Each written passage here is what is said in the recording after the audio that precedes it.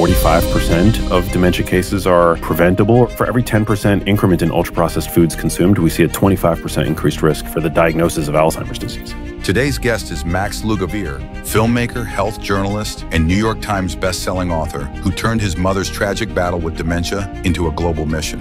He spent over a decade uncovering how what we eat and how we live may determine whether we lose our minds or keep them sharp for life. People who eat a bowl of dark leafy greens every day have brains that perform up to 11 years younger.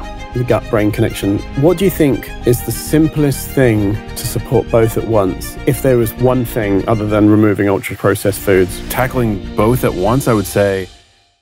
Max. What up? Welcome to the show, man. Thanks for hosting me. I'm excited. Yeah, me too. It's been a long time in the making, but I'm so happy you're in London so we can do this while you're here. So grateful to be here. I'm a huge fan of everything that you're building. Very honored to have been chosen twice to speak at the Health Optimization Summit. And I'm a big Anglophile, as you know, so I'm psyched to be in London, psyched to be here with you. Oh, yes. And we shared a fairly okay English breakfast this morning. Yes, it was quite mid, as the kids in the States are saying. And I was bummed because I'm a huge fan of the full English, but it was a fantastic breakfast. I'm here in town. I just want to give a shout out to my homie, Howie Day, who is performing at the Lower Third. And he's just an insanely talented artist. So that's what I've been doing. I've been hanging out, listening to music, going to shows, seeing Sigur Rós tonight. And I'm about to talk all things nutrition and brain health with you. I mean, living the dream. Yeah, exactly. So yeah, I mean, you've spoken at two of the health optimization summits that you just said, which is awesome. So back in April in Austin, which was great, which is our first US event. And I love having you back. And so it's really good to be on the podcast to actually sit down and geek out in real time, opposed to passing in a conference where we're like, yo, bro, running past each other or seeing a bit of each other's talk. So it's really nice. And I'm looking forward to the listeners listening to some of the stuff we're going to cover today. So over the last, I guess, since I popped up in the industry back in 2020, you know, there's quite a lot of changes happened in the space. And I've been following your work really closely for quite some time. And I really love the angle that you take in health. And, you know, as we discussed over breakfast this morning, one of the things that I really like is that you come from a media background. And so therefore communication and unpacking information and communicating with the bias of health, not the bias of whatever product or whatever, which resonates with me actually very, very well. So it's been interesting to observe your journey. And also as your podcast has grown, and, you know, guys, if you don't listen to Max's podcast, you should be. I aspire to be able to ask questions like you do. But I want to dive into your personal story today, you know, the science, the practical strategies and the things that you talk about. So it's like, again, one of the things that I appreciate about your content is that you can talk about it in a communication level where, you know, say my mum in the audience would understand, but also know how to drill into the detail when pushed. And stats is one of the things that you seem to do extremely well. So I'm really looking forward to discussing some of the things people can implement today based on the stuff we discussed. I'm in. Awesome. Let's rock and roll, baby. Yeah. So, I mean, at this point, you know, you've helped millions of people. You've interviewed some of the most insane guests that there are and picked their brains. And it's obvious that it's a deeply personal story. And can you take us back? Because obviously, originally it was when your mum was diagnosed with early onset dementia. But can you give us a bit of background so we can understand how this impacted you and sprung this whole help millions journey? Yeah. I mean, I think that's the most important place to start for me, because it's always crucially important for me to kind of lay the foundation for my body of work and my research and sort of where I'm coming from, you know, with regards to my advocacy, my science communication. So for one, it's important for me not to misrepresent myself. I'm not a medical doctor. I didn't take the academic path to get an advanced degree to arrive at where I'm at. I was a journalist, and I was very lucky. My first job out of college was working for a TV network in the United States called Current TV, which was actually also carried here in the UK. And I was very much a generalist in that role. But I got to work with some of the best in the industry at the time. And I did that for the majority of my 20s. Again, very privileged job. It was sort of like a one in, a multiple million chance that that I had landed that gig. And it was incredible. I learned a lot, but I was very much undifferentiated at the time. I, liken my time there as having been almost akin to like a stem cell, But it wasn't until my late 20s that I kind of left that position. I was seeking greener pastures with regards to my professional life. And then in tandem with that, in my personal life, something really tragic started to sort of bubble up in my personal life.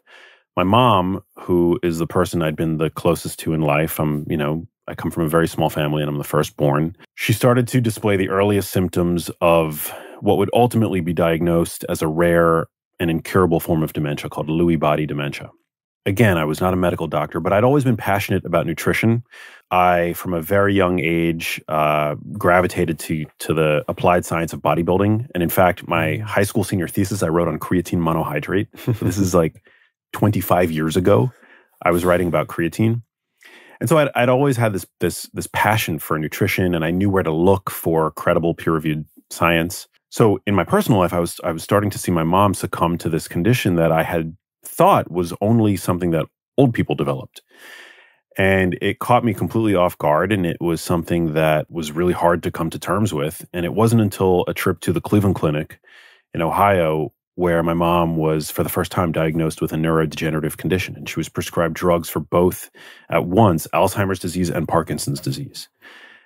Because the symptoms of the symptomology of Lewy body dementia, it has more in common with Parkinson's disease from the standpoint of its pathophysiology, but it also presents with cognitive dysfunction, which is, I guess, unique. That's how it sort of is differentiated from like classical Parkinsonism. And so that was sort of like in the movie, the record stopping. And from that point forward, I became obsessed with trying to understand everything I could about dementia, the risk factors, the etiology of the condition, how our diets and our lifestyles might predispose us to developing Alzheimer's disease, Parkinson's disease. And I've essentially left no stone unturned in my journey because the person who I love most in the world, I was watching every day succumb, and descend further and further down this, neurodegenerative spiral. And so it's led to, a decade at this point more of research. It's led to collaboration with some incredible mentors that I've been lucky to have in science. It's led to the publication of 3 books. I actually got to publish, I was the co-author in an academic paper published by Springer in 2019 in a textbook on the clinical practice of dementia prevention, which was super cool. Total honor. And I get to lecture globally about nutrition. It's really wonderful. But for me, it comes from this tragedy in my life, this really awful thing that I endured. And so it's my hope that with my advocacy, with my science communication, I can in some way help prevent it from happening to others. I love that. And it's funny, you're really ahead of the curve and probably instrumental in things changing in this space, because it's like all the work coming out, for instance, around creatine now as well, and neurodegenerative diseases and how it impacts brain health. And actually, I remember in your newsletter probably about 6 weeks ago, you shared about the specific study about the creatine. Yeah. So it's like all coming full circle. It's crazy. Yeah. And I mean, I remember when I first started, my first project was a documentary about dementia prevention, which when I began work on this project, you couldn't even say those 2 words in a sentence without being called fringe or a charlatan or a quack, because dementia wasn't considered a condition that we could prevent. And now we know that, hey, maybe 45% of dementia cases are quote unquote preventable, or at least we could greatly modify our risk in accordance with the best available evidence published by The Lancet in 2024. So my goal really has become to be a walking meta-analysis of sorts for everything that we could do to protect our brains. And underneath brain health, obviously, you've got metabolic health, you've got cardiovascular health, you've got all of these different buckets. And I don't know everything, but I try to, it's just because it robbed the most important person from me in my life. It's just something that I just can't, it's an obsession. Yeah, no, but it's a great way because it's actually changing the world. Like, for instance, the things you're saying is super ahead of the curve, and not many people were talking about it. And I think this is where not having a medical license, this is the ridiculousness of the medical industry, I think, is if you had a medical license and you're talking about this stuff that was fringe, you'd probably be worried about losing it at some point. Whereas because you're media and communication based, researching and exploring and talking is actually okay. So we penalize the people that push back to try and advance health, which is just, it seems crazy. And the people that aren't in health actually have that freedom to be able to do it, and then move the needle for the medical world to then start integrating and realizing, oh yeah, of course, it seems obvious now. So it's like, doesn't it seem crazy that the system doesn't support people that are medically trained to be able to evolve and talk about this fringe stuff? Is what if, versus, people such as ourselves that don't have those same qualifications, but have the freedom to be able to do so. And it just seems backwards, doesn't it? It's totally backwards, yeah. I mean, science is almost perfect. I mean, we have our gold standard, like the randomized control trial. We've engineered that, or we've devised it as a method of proving cause and effect, right? For like investigating how the universe works. But science is also an industry, and it's run by fallible, ego-driven humans. And that's why, I mean, famously, Max Planck said, science advances one funeral at a time. And it's sad but true. It is very true. And we've seen this specifically in the field that I happen to know particularly well, Alzheimer's disease, which is a field that's been rife with fraud because, a lot of these researchers, they've built reputations and careers and, there's all this money going into the, these various research pipelines that are propped up, again, by what ultimately can be boiled down to ego.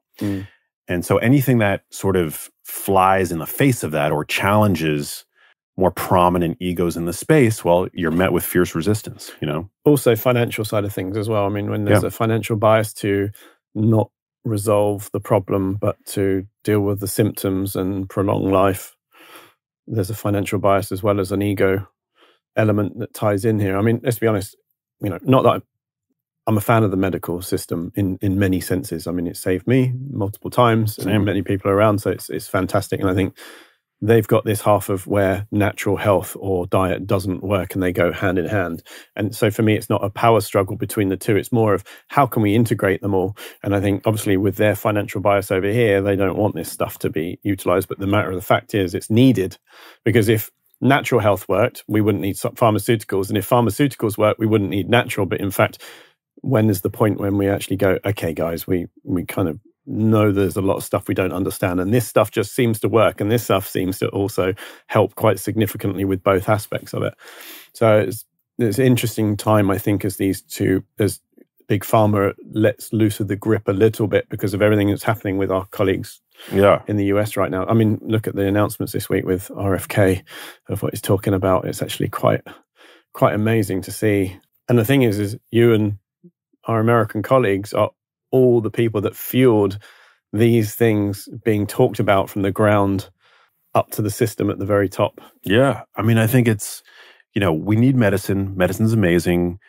My life has been dramatically enhanced thanks to Western medicine. I mean, not to go off on too big of a tangent, but like I had a life-changing back surgery a couple months ago. I had a artificial disc replacement at my L5S1. So I'm a huge fan of medicine. And I obviously platform on my podcast many Western allopathic physicians, right? But I think we need to be open-minded to, prevention. There's just a fraction of research dollars now that goes into prevention compared to treatment. And a lot of these conditions are, I think, the way to move the needle on them is to consider prevention at the very least. Take a condition like Parkinson's disease. Parkinson's disease, the heritability of that condition is very low. 1 to 2% of cases of Parkinsonism are inherited. But the vast majority of research dollars actually goes into the genetics of Parkinson's disease. Why are we not spending more to investigate the potential environmental causes of the condition, which we're now learning? I mean, Parkinsonism and the environment, like, go hand in hand pretty much. I mean, that Parkinson's disease is now the world's fastest growing brain disease. Really? Yeah. And its etiology has been long considered mysterious, but now a picture is starting to emerge whereby we're starting to understand that environmental toxins and pollutants actually likely play a role in the majority, in many, if not the majority of cases. There's a researcher named Dr. Ray Dorsey out of University of Rochester who's doing a lot of this groundbreaking work. I've had him on my show a number of times. I endorsed his book that came out recently called The Parkinson's Plan. And so I just think it's like, the pendulum always tends to swing too far in either direction, but I'm optimistic because now at least it sounds like there's space that's opened up for a conversation about prevention and nutrition and lifestyle, et cetera. Yeah, it's funny. I mean, before I move on to the next question, I spoke at an event recently, a founders forum event, and there was the health element, and they were talking about various different diseases or eye surgeries or genetic changes and like all these micro detail things in health that that works for 0.0001% of the population, and I said, you've got it all wrong, guys, because do you eat well, sleep well, hydrate well, sun well, ground well, move well, breathe well, relate well, love well, fornicate well, all of these things, which are the basics. And within that, and I now include home well, as in like, do you have toxic scents and candles, and have you got EMF and Wi-Fi on around your bed all night and things like this? And it's quite funny because I think the biggest change in the world for health would be if everyone looked and measured themselves on these 10 things, a lot of the other stuff would become irrelevant in the years, following. And so what you're saying about the neurodegenerative side of things is actually, the preventative side is, where lifestyle, food, and everything come together, which actually leads straight into the next question. Is like, when you started seeing these patterns between food and lifestyle, what was your main aha moment? When my mom became sick, there was this weird overlap for me when my maternal grandmother, so my mom's mom, lived actually in the same house as my mom. And she maintained her cognitive health up until the end of her life. And she lived until 96. So She lived a very long time, and she had a long health span as well. And so my working hypothesis as I began this investigative journey was what shifted in between my grandmother's generation and my mom's generation that led to my mom developing this condition, and my grandma was seemingly impervious to it. And so there's obviously a ton of variables, right? Like, where do you begin? As I mentioned, my bias had always been for nutrition and all that, sort of the, nutrients and the food supply, and that's sort of where I began my investigation. But ultimately, I mean, what I've learned over time is that a lot's changed. I mean, we're now, bombarded with exposure to environmental pollutants, whether we're talking about PM 2.5, air pollution, which is now a newly recognized modifiable risk factor for Alzheimer's disease. It's also increasingly being linked to Parkinson's disease as well. Chemical solvents like trichloroethylene, which is used as a chemical degreaser. Interestingly, it was initially used for one of its early uses was to extract oils from seeds, which we now use hexane for. And it's a chemical that's still used in dry cleaning around the world, and it's a volatile organic compound, so it's a VOC. So it rapidly evaporates. It's been shown to infiltrate groundwater. So if you're drinking from a well, there's a good chance that, if there's a dry cleaner in the neighborhood, you could be being exposed to trichloroethylene or pesticides and herbicides being sprayed in the vicinity, which is sort of one of the potential mechanisms underlying the correlation that, people who live close to golf courses seem to have pretty high risk with regards to Parkinson's disease. So there are all these factors. We're more sedentary than ever before. Less than half of the U.S. population gets the WHO's recommended 20 minutes a day of exercise, which is not a lot to ask for. But yeah, so I started to look at the food environment, and one of the obvious ways in which the food environment has shifted in between my grandma's generation and my mom's is that the food environment has become largely ultra-processed. And I know ultra-processed foods are kind of like a buzz term now. In fact, I was very impressed. I was on the tube here in London, and there was like a billboard for some kind of like meal prep service or something, and it said 0% UPFs.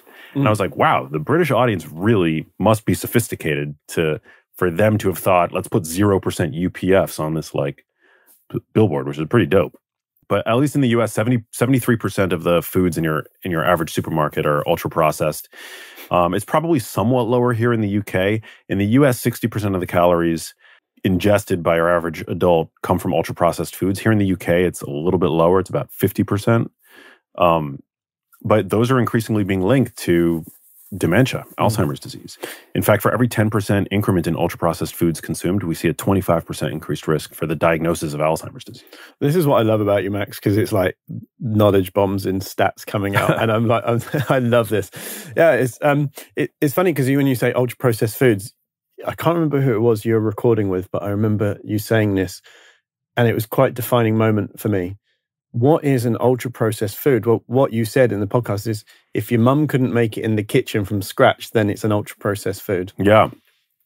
That's a good working definition. I mean, we don't actually have a universally agreed upon definition for what an ultra-processed food is. Mm-hmm. I think right now, actually, the US government is soliciting commentary in terms of how we can arrive at a really succinct definition for the food. But a general guiding principle for it, which the term was originally devised in Latin America as part of the NOVA food classification system. It's essentially a food that you couldn't make in your own kitchen if you tried. Food-like products that have ingredients that are not typically found in a home kitchen. That's generally what an ultra-processed food is. And to be clear, within the bucket of ultra-processed foods, it's likely that some are better for you than others. Some might even be good for you. So we don't yet, avoid ultra-processed foods is a very low-resolution statement. And surely there is a percentage of your diet that can be comprised of ultra-processed foods, and you'll be totally fine. But the problem is when it makes up the bulk of the foods that you ingest, which it is now making up for your average American. And I liken them to essentially vending machine foods. So if it's going in your shopping cart and this is something that you would easily find in a vending machine, it's probably something that you're better off avoiding. One thing that seems to be increasingly clear is that among ultra-processed foods, sugar-sweetened beverages are the worst. So I would say if you're drinking those, I mean, not that your listeners are probably not drinking very many sugar-sweetened beverages, but those seem to be the most nefarious. I saw on TV, or a clip from TV, because I don't actually turn the TV on, but a woman that was being shown what she would eat on a daily basis, and she was fasting for a few days, and they had the tube where every time she would have eaten something, she'd tip it into the tube, and you could see all the food stacking up as if it were going into the body. And it's like, all this low-fat yogurt, and then there's French fries, and then there's potato chips, and then there's this and that and the other. It's like when you look at this stuff stacking up, it's like she was like actually shocked, because it's like, how can my body actually process? And you can see it. It's a very visual representation. It's like, how could the body ever figure out how to extract the nutrients from that? I mean, the liver is already overburdened with toxins and stuff. It's like figuring out the enzymes to break that down before it gets into the gut bacteria is like pretty significant when you look at it. Mush. And tip a couple of cans of Coke in there as well, and it's like literally impossible. Yeah. I think as humans, we're so smart, we become so stupid. Once it goes in our mouth and it's swallowed, it's like, okay, that's done. You don't think about what happens after that because it's out of sight. And it's the same as some people, maybe colleagues, that take 70 to 80 supplements a day and think that it's not hurting them in any way and think that it's the smart move. It's just because it's in the mouth doesn't mean it's actually helping. And so, I mean, you've taken this mission, let's say, and you put it into some really good books, which have been, bestsellers and gone wide and far and put you on a lot of mainstream media for a lot of it, which has been really great to observe. I think it came from just you sharing your initial insights about brain and nutrition, which is great. And since then, there's been a load of other things that have been inspired by you. But What gave you the confidence to actually push to publish? Because it's quite a big step, especially when some of it's fringe, even though it's accepted as self-evident now. I sincerely believe that you have to do what you can't not do. And for me, you have to do the thing that you can't not do. And I couldn't just sit on these insights that I was uncovering in the literature. And I also realized that, somewhere along the way that I had an aptitude for understanding, for assimilating, for retaining, and ultimately communicating health science. I think I can attribute some of that to my career as a communicator on television. Like, I'm just very naturally deliberate about my word choice. Even when I'm speaking fast for me, like, I'm very deliberate about using potentially when the word potentially should be used, or may or might, as opposed to being really definitive and making strong claims. And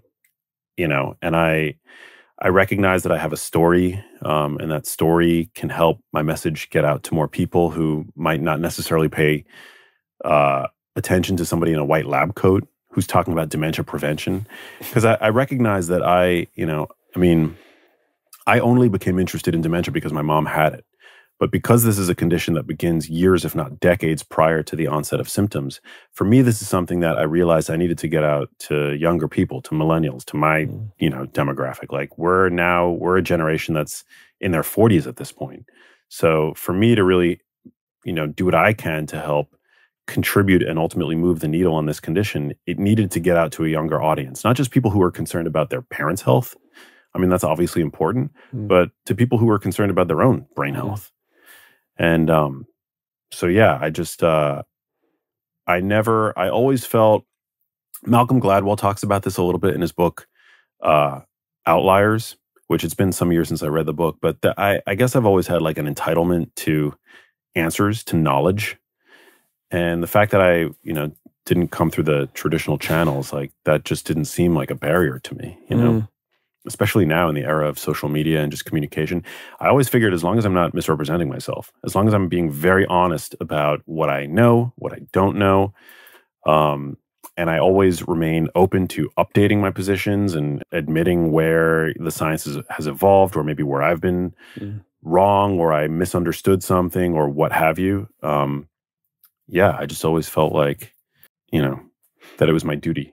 Yeah, it's a great, I love that you touched on that, actually, because there's quite a few people in the industry, as you know, have an opinion and then it's proven otherwise, and yet they stick to their opinion and don't want to back down, which I think that's the difference between wanting to be right and wanting to know the truth. And I like this. I mean, it's the integral approach. In fact, I saw Dr. McCullough on stage at Dave Asprey's event back in 2018 or 19 on stage. I'll never forget it because it was a groundbreaking moment for me. And he was talking about glycine and how it was good for detoxification around glyphosate and things like this. And then he said, and also it does this. And he pointed at the screen and he went, damn, I only learned this last week and I can't remember it. And I really wanted to share it with you. And I remember thinking, like, that's quite an integral thing to do in front of a few thousand people. It shows humility, yeah. And it's like, if Dr. McCullough can do that, and at the time, he was probably the ultimate level of knowledge for me, because I'd learned a lot from him since 2010-ish. And like, if he can do that on stage and me respect him more for it, then I think that's the way forward. And I remember that. And so whenever anyone says, oh, I got this wrong, I love it. I love it because it's like, actually, I can trust this person to always be self-correcting and me not believe something as a heuristic. And I can trust them to reapproach it if they later find out the truth. And that's the bias to health opposed to ego, which I think we both share. Yeah. I very much respect that. And my respect for that is magnified when the original position was when the person didn't plant their flag too strongly in their original position to begin with. Like, it's one thing to change your mind and pivot, but it's another thing to change your mind after you've already made a slew of crazy strong claims, as some who will remain nameless in the carnivore community, have done over the years. I think, like, we should learn from that, not to make crazy strong claims when the science doesn't support those claims. And so that's, I feel I'm grateful that I never did that because the science evolves and my position has changed over the years on a slew of topics. And but I remember, from day one, it was always really important to me not to become entrenched in ideology, to always lead with truth and honesty and humility. Yeah, it's good. It's really good. And I mean, it's apparent from the reach and the growth, and you're not having to reposition yourself. And obviously, people in the industry do. But I think the other thing is I like that they haven't got their flag placed in it too much, because it's like I have absolute 100% conviction that I'm right. Okay, and then they change it. Yeah. So it does actually. Well, then that kind of changes the future, and how easy is it for them to adjust, opposed to, hey, this is what I believe to be correct right now, and my view may change. And then I'll tell you when it does. It's really interesting because it tells you about the confidence. Is it trustworthy confidence, or is it confidence I need to be heard confidence? Yeah. Or is it like I've displayed extreme confidence so that I can amass followers in the algorithms of social media and ultimately enrich myself in so doing. And then, oops, I was wrong. Meanwhile, I've misled countless people. And it also proves the critics right, So, it's just important to, I think, something that I've been saying a lot recently is that science always reserves the right to change its mind. And, and it will. Like there's an adage that they say for medical school students, which of course I learned via osmosis. I never went through medical school, but that 50% of what they teach in medical school is going to be wrong within the next decade. I don't know how accurate that is, but that's, something that they say. Well, also whoever they are, also said that a lot of the doctors or medical people are being trained on stuff that's 20 years old. And then if you think they're practicing for 20 years, I mean, that's a very outdated stuff. But at the same time, it's actually really interesting, because when I see a specialist that's traditional medical, say for instance, I go to a urologist for whatever reason, and, they're stuck in their silo. If they listened to every biohacker or every optimizer that came along, of every opinion of what could work instead of what they've been trained on, they wouldn't ever have a baseline to work from. And I think that's where, losing a medical license restricts you from looking outside and looking around. I do like the functional medicine approach that Jeffrey Brand and Mark Hyman and, these guys are in, because it's a bolt-on too. And it's, hey, here's where we've looked outside. Here's a new curriculum where you don't have to worry too much about losing your license. It's more about helping people, and it bolts on. But I think, for instance, I said to my urologist, actually, I went to see Dr. John Lawrence over in Sarasota and had the Prostagblue injections into my prostate, which was, Ben Greenfield told me about this. And they put ozone, methylene blue, and antibiotics injected straight into your prostate via your bladder. Right, so quite an extreme thing. And sounds painful. I was on ketamine, so I didn't really know what was going on, to be quite honest. But the thing is, it cured a lifelong issue I'd had, and my urologist was like mind blown. He's like, I can't believe that. He goes, but I'm intrigued, because I've had prostate issues my whole life too. Whoa. So it's like, actually, there's this little spark, and then so of course we keep up to date with him.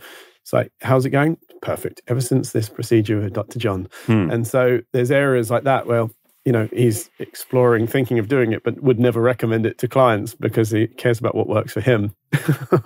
Yeah, you just have to always remain open to changing your opinion, and also seeking out better, stronger data, wherever that data may happen to be. And harking back to my own, the medical procedure which I had recently, which changed my life. I mean, the vast majority of doctors that I met with recommended fusion, which is very unnatural, fusing the vertebral bodies. But it's like almost standard of care at this point. Meanwhile, there's a growing cadre of orthopedic surgeons and neurosurgeons who are now using artificial discs. It's not as widely accepted as fusion, but it's a way better option if you're a candidate for it. And that's what I had. And it was, again, life-changing with minimal downtime. It's amazing. Yeah, I remember seeing some of your stories around this, and it's pretty. And I feel like you underplayed it beforehand, and then said afterwards, "Phew." I felt like you're like, "Phew." Okay, that went good, and I'm amazed with this surgery. So it was interesting to hear the whispers beforehand, and then the "phew" afterwards. Well, I was terrified. I mean, it's surgery is a big deal, especially spine surgery. But yeah, I found the best and brightest. I mean, I literally, like, I approached my mom's health and the research that I've professionally put out into the world. I left no stone unturned, and I met with, like a dozen, maybe not quite a dozen, but probably half that, neurosurgeons.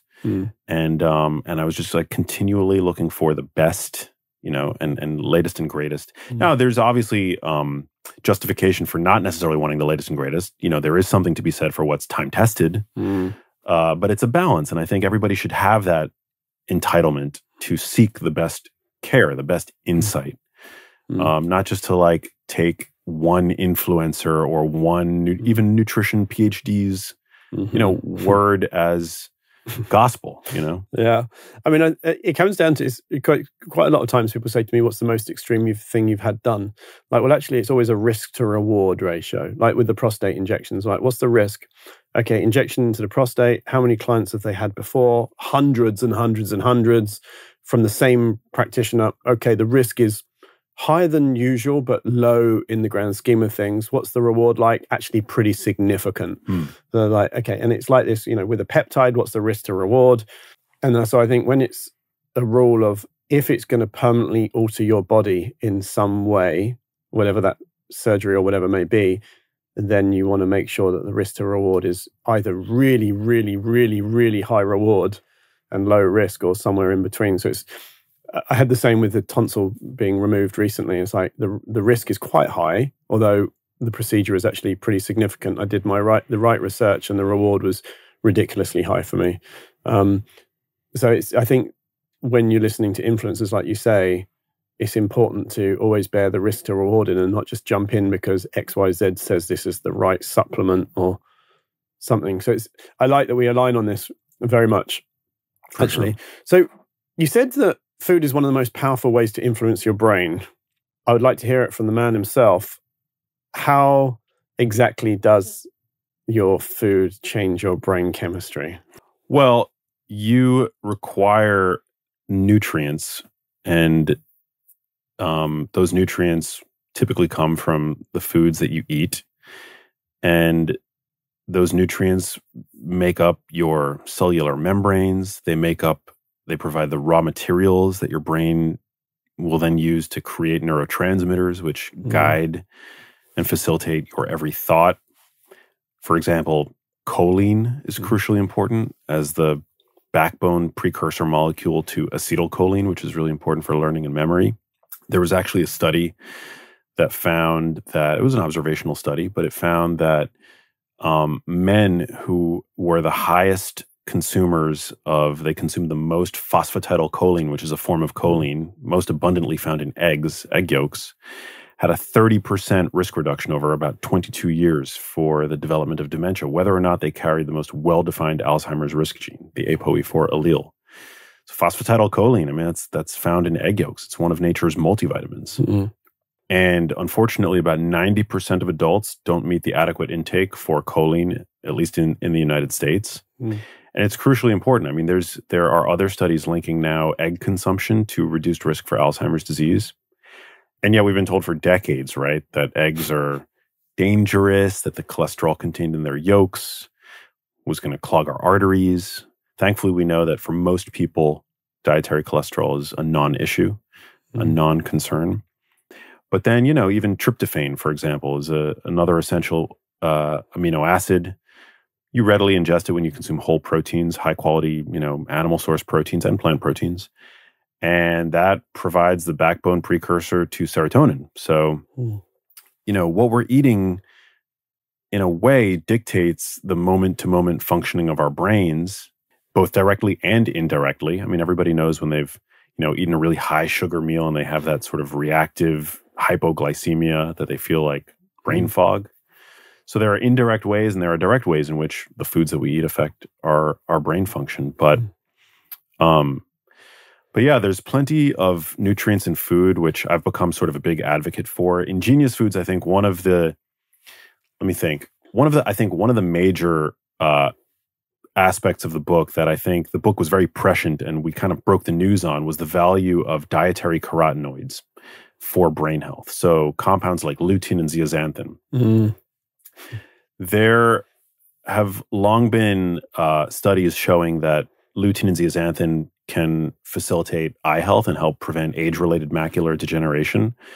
But the eyes are not just like a window into the brain. The eyes are an extension of the brain. And so now we have more sophisticated technology and studies showing us that these same compounds actually accumulate in the brain, where they boost cognitive function, they seem to slow cognitive aging, reduce risk for Alzheimer's disease. There was a study that found that Alzheimer's brains actually had, I think, about 50% less lutein and zeaxanthin. And these nutrients are found in abundance in dark leafy greens, like kale. Kale is like the top source. And these more mechanistic insights, I think, back up an observational finding published out of Rush University that found that people who eat a bowl of dark leafy greens every day have brains that perform up to 11 years younger. So I go to bat regularly for dark leafy greens. I think they're an amazing brain food. They provide antioxidants that literally help shield your brain from oxidative stress, which is one of the defining characteristics of, many neurodegenerative conditions. So huge fan of dark leafy greens, eggs, as I mentioned. And then I love, I will routinely go to bat for meat. I think that meat is a very powerful brain food.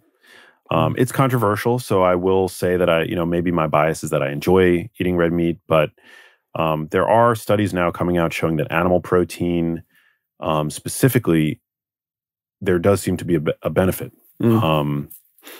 with regards to longevity in general, with regards to slowing cognitive aging, slowing the atrophy rate of the hippocampus, which is the memory processing center in the brain. And red meat has a lot of micronutrients that we know directly support brain health. So creatine, which you mentioned earlier in the episode, vitamin E, which is a crucially important fat-soluble antioxidant for the brain. Now, as you can tell, I'm talking about mainly whole foods. And you don't have to eat any of the foods that I've mentioned, but yeah, there does seem to be a lot going for eggs, red meat, dark leafy greens. It's actually really interesting. So there's a couple of points I just want to touch on here.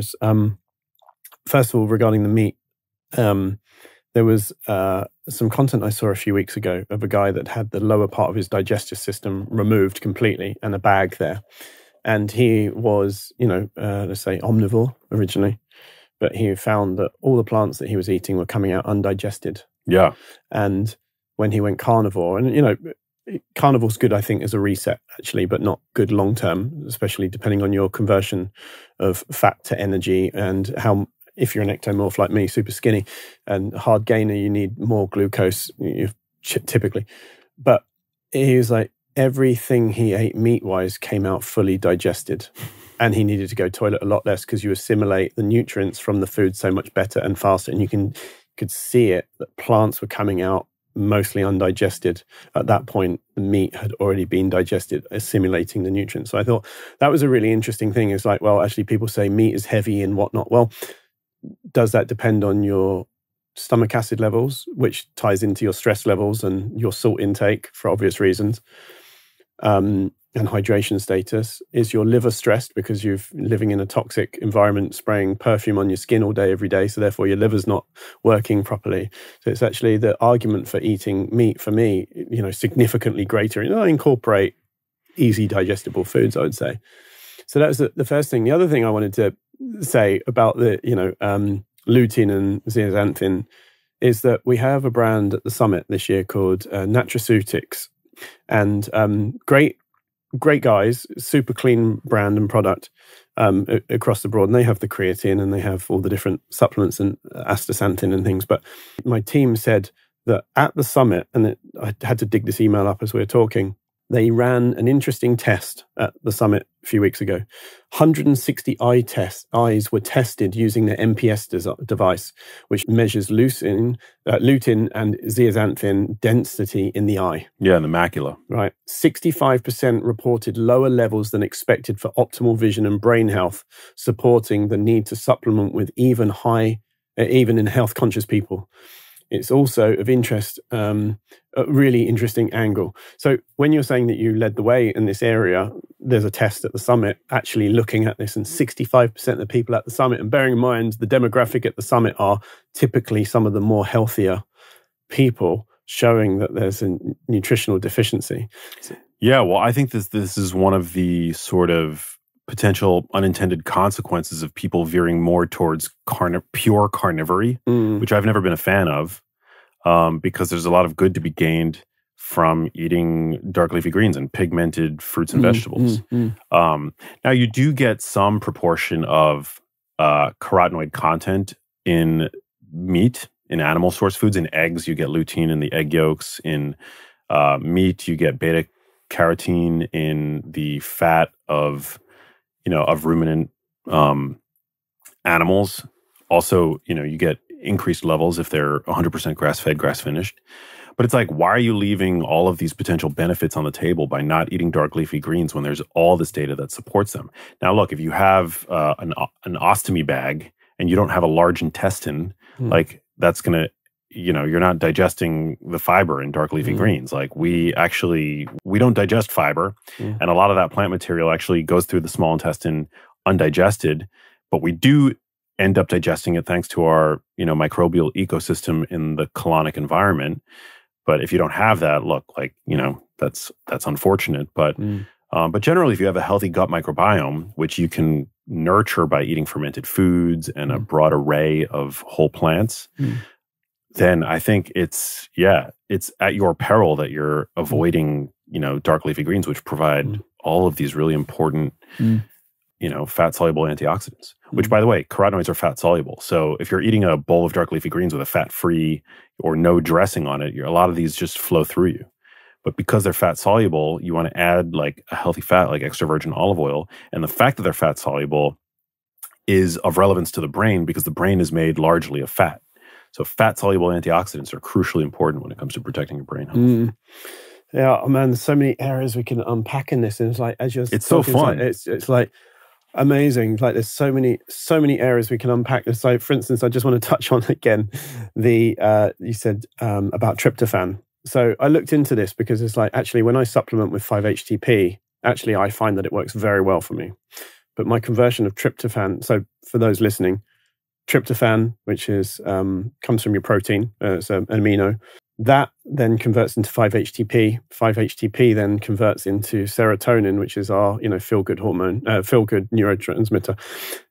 If you take MDMA, for instance, that boosts your serotonin levels, which makes you feel full of love and happiness. And so people that have a low tryptophan to 5-HTP conversion, and genetically you can see that it's downregulated, which means that they're less of the happy, loving type. And so actually I noticed that I have the tryptophan to 5-HTP downregulated conversion, but not 5-HTP to serotonin. Interesting. So by supplementing with 5-HTP and not tryptophan, actually it works very well for me for sleep because 5-HTP also helps with melatonin production. So I sleep better. So I take it before bed, 200 milligrams before bed, and then my mood is significantly better.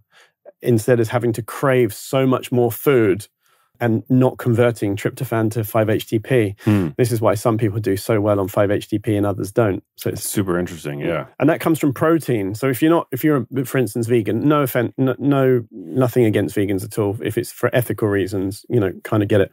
But for diet, when you look at our genetics of how we break down proteins and how we need proteins, we will keep on eating, don't we? Because you get satiated by protein. So if you're not eating enough protein, you're not going to be having enough of the neurotransmitters that make you feel like you should feel. And I think it just makes sense, right? And yeah, the final point before we move on, because this is about you, but I mean, like this episode is for you, but it's just like about 18 months ago, I was put on an antibiotic for an infection I had in my tonsil. And it was azithromycin. And when I looked up azithromycin before I took it, it was like there was a study done that 50% of people taking this antibiotics on 3+ days more came out clinically depressed. Fascinating. Right? So I looked into this and I was like, what is there? What does this antibiotic actually do? And obviously it's quite a broad spectrum, powerful one, but it actually breaks down, it actually kills off certain form of lactobacillus, which is actually there to break down tryptophan into 5-HTP. So by definition, we're killing off the bacteria that breaks down tryptophan that is the precursor to serotonin. Wow. So therefore, like, how mad is that when you think about taking antibiotics and then not feeling good. And it's like when you have a bad gut, you're like, oh, something doesn't feel right. It was because our gut's not converting our proteins into neurotransmitters. Therefore, we're feeling low and depressed or anxious. That's a new mechanism to me, but the gut definitely does impact happiness and the brain.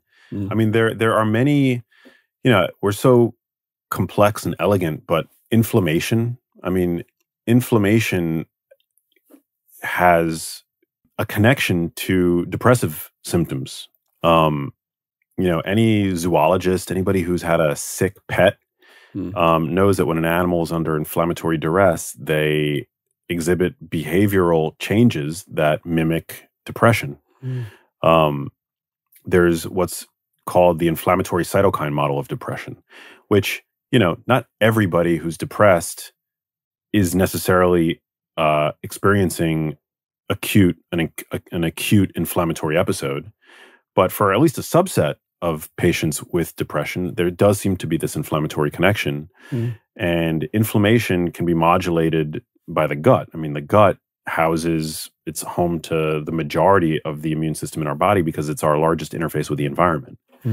And so they've done studies where they've injected people with lipopolysaccharide, which is endotoxin, essentially, which is, sort of the outer membrane of gram-negative bacteria in the colonic ecosystem. And it basically elicits depressive, symptoms akin to major depression.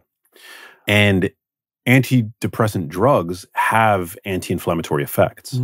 They have these pleiotropic effects that, maybe for some it's modulating the serotonergic system. But I mean, there was a review, it was a groundbreaking review that was published a couple of years ago that kind of threw the whole, most clinicians knew that the serotonin deficiency model of depression was sort of like, not necessarily concretely rooted in evidence. But then this review came out and it was like, there's no, deficit of serotonin in the depressed population, but these drugs actually have differential effects, and part of the way that they work might be this anti-inflammatory effect. And so, inflammation and the mind, that's something that, we can in many cases trace back to the gut. I have bipolar in the family, not me specifically, because I kind of figured that bit out. But when you look at neurotransmitter misfiring and how much of a struggle it is for people with bipolar disease or manic depression or whatever label you want to give it. And actually, Gary Brecker talks about this quite a lot. It's actually a deficiency in trimethylglycine, TMG, because metheldonor glycine, which is basically an amino with 3 methyl donors attached to it. But actually, people that have this neurotransmitter misfire, actually by supplementing with trimethylglycine, can help balance their neurochemistry.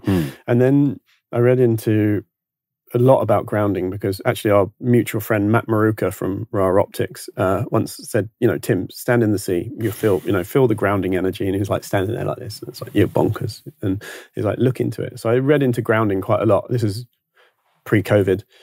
And realized that actually there's some really interesting research behind people that are anxious or chronic fatigue. So they either super high cortisol, super low cortisol, by grounding for 20 minutes twice a day, actually brought their cortisol back to baseline, whether it was too low or too high.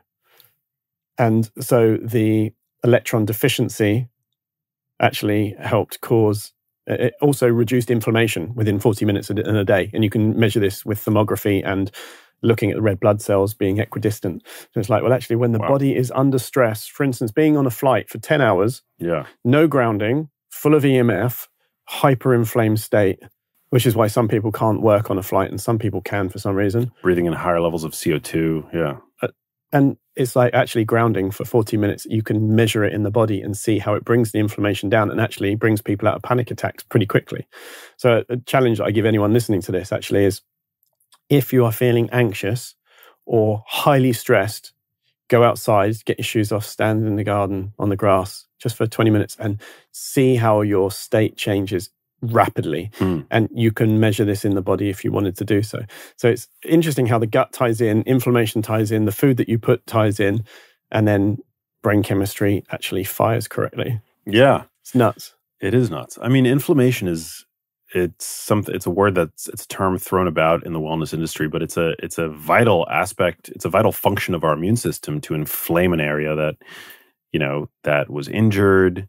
It's a healthy, normal, natural immune response. But today it's chronically stimulated, whether to our diets, to our chronically poor gut health, to exposure to environmental pollutants.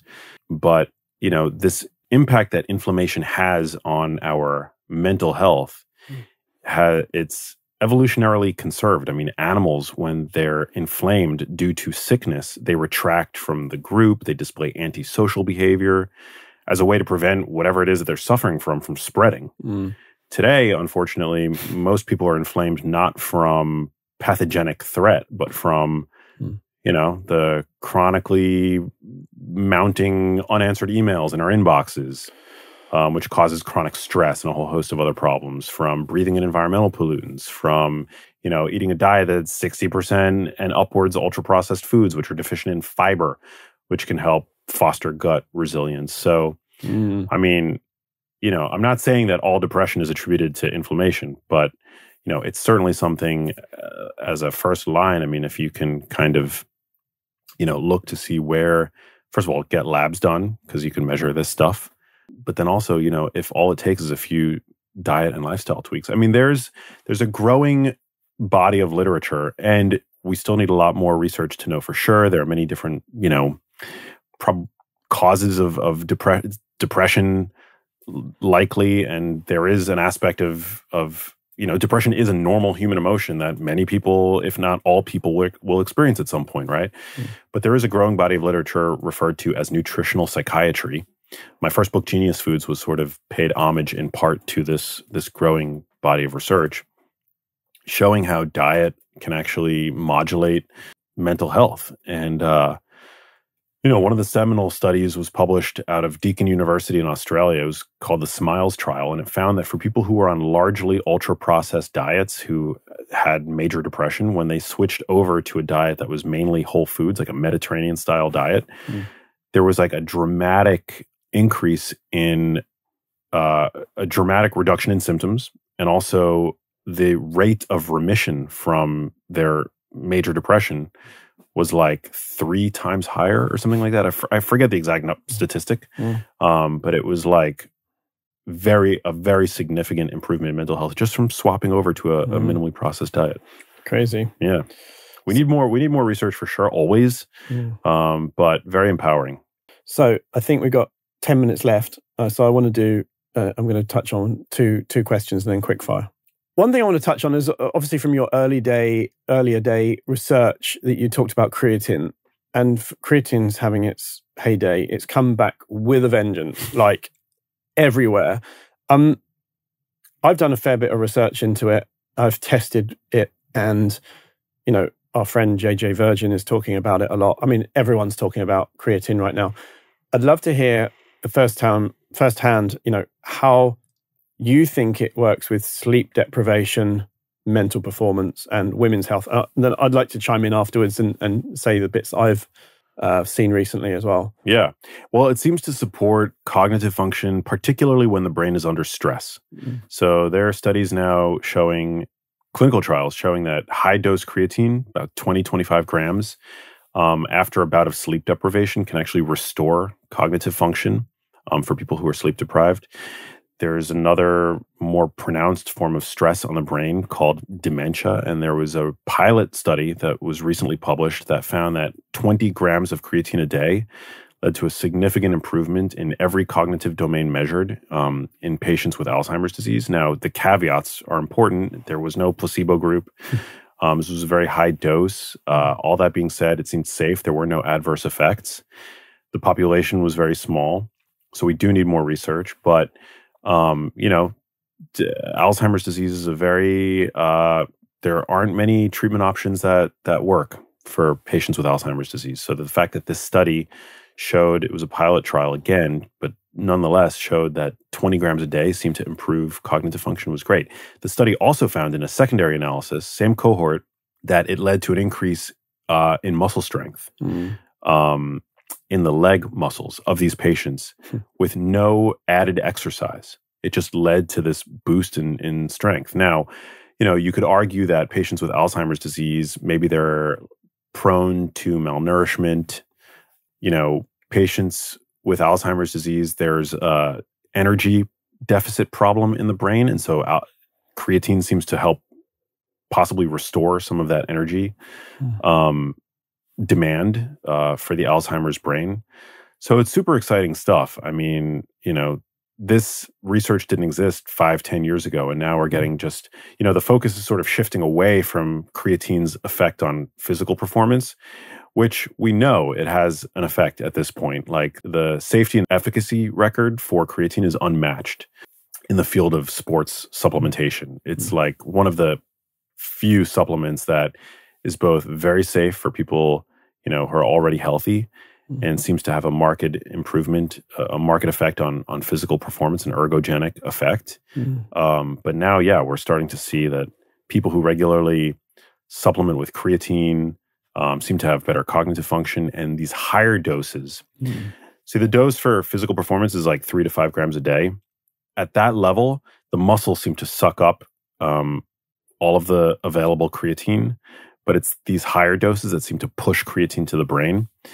And so it's pretty exciting that, this safe, naturally derived molecule is able to have such a pronounced effect on the brain during stress. Because, we're all stressed out today. And Alzheimer's disease, like, I think, what is it, 50, I believe 50 million people globally have dementia. And Alzheimer's drug trials have a 99.6% fail rate. So the fact that there's this cheap, widely available supplement that might play some sort of therapeutic role in that setting, it's very auspicious. But it's the second most studied supplement of all time after vitamin C, I heard, creatine. That's cool. I didn't even know that. Wow. But I'll tell you what I've heard actually about creatine, which is why I wanted to touch on it, is that I heard that somewhere up to 25 to 40% of our energy utilization is used to create creatine. So if you think about our food intake, light exposure, whatever, for our energy goes into creating creatine. And this creatine, so if we supplement with the right level for us, we are essentially bypassing the need for 25 to 40% of our energy intake because the load has been taken off. Now, then the interesting thing is creatine being one of the end results, apparently, for methylation cycle. So for energy production and detoxification. And what that also helps with is cellular uptake of water. So our cells are better hydrated. And gym bros see that as extra pump. Which is why they see the difference straight away. So not only do we get better cellular hydration, we're also saving energy. So we then have a surplus of energy for the first time. Instead of so when we're sleeping, we're actually repairing better because we have more sleep. We have more energy to repair during the hours that we sleep, therefore needing less hours to repair. Now, to double onto that actually I would love to reframe the word sleep to repair time. Because if we were to look at it as repair time and not I need to sleep just because I'm tired, we would have more repair time. Now, creatine essentially helps us need less repair time because we have more energy to repair while we are asleep. And really interesting. So, this is a piece of 20 or 30 bits of different information and studies and data everywhere about this creatine. So it's really exciting for me. So whenever I'm underslept, I'll take 10 grams, spaced over a few hours, and I'm like, actually, I feel like my energy has the reserves it needs for the day. And then, of course, I crash in the evening and make sure I catch up. You're making me realize I should have taken more today because I'm jet lagged and I slept like ass last night, unfortunately. Not my finest moment, but I did take my 5 grams today, but I probably should have quadrupled that in accordance with the literature. It works. I mean, in fact, there's a brand in the UK called bulk.com. Actually, great brand. They're one of the big guys, but they've got gummies, which are pretty clean. Cool. So it's like I have 3 to 5 grams of gummies in the morning, and then I have powder throughout the day, and actually space it out because there's too much creatine in one go. It's good for the gut. It's like, yeah, it's gives you disaster pants. Can lead to the bubble guts. Yeah. So yeah, it's super interesting. Anyway, I'm glad to hear on your side of the creatine, and it's really nice to see so much happening around creatine right now, especially around women and women's health, and how it helps them manage their cycle better because they actually have more energy and more supporting for them on an energy basis throughout the whole cycle. Yeah. Well, I think there was this concern amongst women that creatine led to bloating, but as you so eloquently alluded to, yeah, the water that you store is intramuscular water. So it's not going to make you look puffy. It's not like eating too much salt or whatever. It is actually, yeah, I mean, it's totally benign. The problem is you might see the scale go up a pound or 2, which I know can be unsettling for some people, but I mean, I wouldn't worry about it because it's lean mass. It's essentially helping to build lean mass. Now, the ergogenic benefits that you get from creatine are pretty small. They're like 5 to 10%.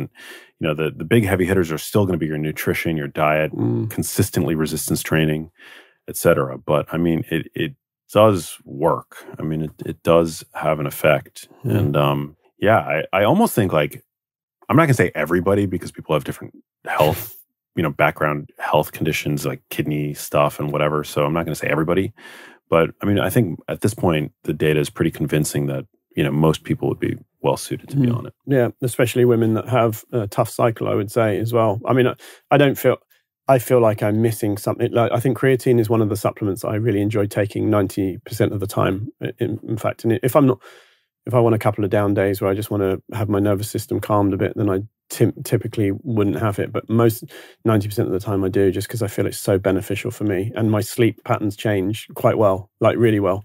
And I recover better. And in fact, I find stacking hydrogen water, which also helps with cellular uptake of hydration with minerals added, and creatine, I found that is just amazing for my energy and brain power. Like, I feel like I'm on fire. That's awesome.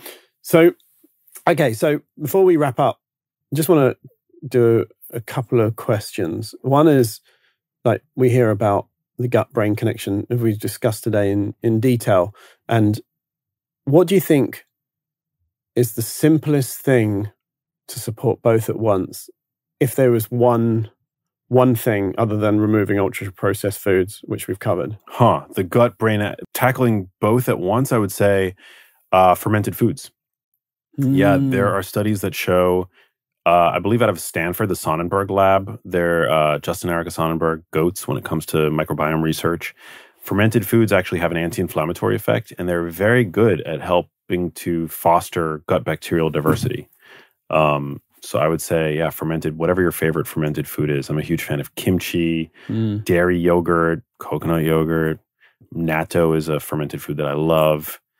What else is there? There's so many. Sauerkraut, raw pickles. Like, yeah, fermented food is awesome. Even chocolate, dark chocolate is a fermented food. I love that. That took me by surprise. Not gonna lie. That's great. I mean, I think every culture you go to, especially across Europe, that somewhere has a different fermented food as one of their specialities. And I think, again, underrated. Again, typical Western mindset is, oh yeah, I take my probiotics.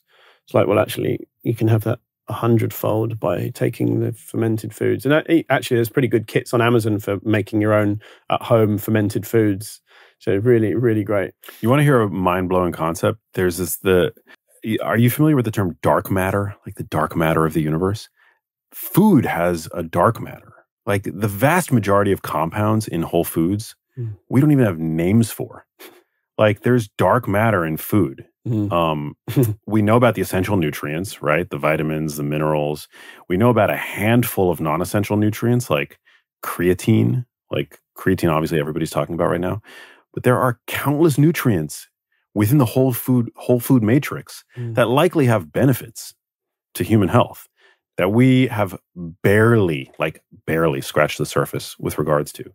And the dark matter, there's also a dark matter in ultra-processed foods. I mean, obviously, when you look at the label of an ultra-processed food, you can see its nutrition facts, you can see all the ingredients that they've put in it. But there's dark matter there too. The phthalates and the PFAS and the endocrine disrupting compounds that, have been leached through the tubing and the piping and the cauldrons that these ultra-processed foods have been, refined through. And so there's like, it's just fascinating. It just goes to show you how fascinating the world of food and nutrition is and how little we know. I mean, it makes me think back to the surgeon that lost his medical license for saying that the bacteria, or needing to wash your hands before bringing a baby into the world, and he lost his license for it. But now it's self-evident, and like, yes, of course. And it's like that was a dark matter part right there. Is in like, what's this bacteria stuff? And now look how ingrained it is with everything we do, to the point of overly so. Exactly. And so fermented foods, I think, like, there are effects on human health that food has that we can't explain. I mean, we probably have a sense of why fermented foods are good from the standpoint of inflammatory processes and the like. But, these bacteria churn out billions, trillions of various metabolites, postbiotic compounds. And every so often you'll see headlines about a certain one, like urolithin A, Yeah. But there are countless of these compounds. And so, literally countless. And so that's why, it's just really smart to reserve a little bit of like humility for this stuff. So for the listeners that are feeling a little bit off, brain fog, low moods, poor sleep, whatever, all of the symptoms that go with this, what's the first thing you would pull on to deal with it? I would say try optimizing your diet around protein, which can help stabilize blood sugar, take that sort of hanger emotion off the table, like the confluence of feeling hungry and anxious at the same time. By centering your diet around protein, and I'm not saying all you should be eating is protein, but by prioritizing protein in your diet, it's a great way to sort of stabilize mood, stabilize energy levels, and ultimately, I mean, prioritizing protein leads to subsequent reduced calorie intake over the course of the day because it's so satiating. And also, it just so happens to be the case that protein-rich foods also tend to be highly nutrient-dense foods. So you're supplying your body and brain with myriad micronutrients that we generally assume to be beneficial. Yeah, it's very try and stuff your face with 300 grams of ribeye steak, or try and stuff your face with, a kilo of McDonald's. Right, and it's the protein, isn't it? And actually, I heard this from you originally. The first time I heard it, it's actually quite funny how much I've learned from you along the years. It's like protein is the thing that satiates us first, and we kind of generally eat until we've had enough protein in our food. So if you're eating carb heavy and it's got some protein, you're going to keep on eating carbs until you're full when you hit your protein goal. And it's like, well, actually, you don't need all that excess stuff in the body. You can actually eat enough protein, and obviously well-rounded diet. So it's actually really good to hear it from you firsthand. So, okay, so rapid fire questions so we can wrap up today. What's one myth about brain health that you wish would die? That you can't change your brain health. I think based on the best available evidence, we have a roadmap now in terms of how you might live to avert age-related chronic neurodegenerative conditions like Alzheimer's disease and Parkinson's disease. And I'm not saying that we have all the answers, and you can still do everything quote unquote right and still be unfortunately diagnosed with these conditions. But we have a roadmap in terms of how one might minimize their risk. And I think that's really important, because nobody wants to be in that situation where they are at the neurologist's office and they receive that diagnosis and they wonder, why me? So I think it's important to have a sense of agency in life and to do what you can to reduce your risk in accordance with the best available evidence, particularly when the interventions are safe. Okay, so rapid fire number 2. Okay. Your favorite food for instant mental clarity? The choline in eggs. And egg yolks are, again, one of nature's multivitamins, rich in myriad vitamins, rich in carotenoids, choline, as I mentioned, and also a great source of protein. Great answer. I just want to add on to that with the choline. Every nootropic or smart drug that there is plays on the acetylcholine path in the brain. So that's the common factor. So if you're not having enough choline, you're not going to have enough brain power. And in fact, pregnant mums that eat a lot of choline-rich foods, especially egg yolks, actually have higher IQ points of the kids. Yeah.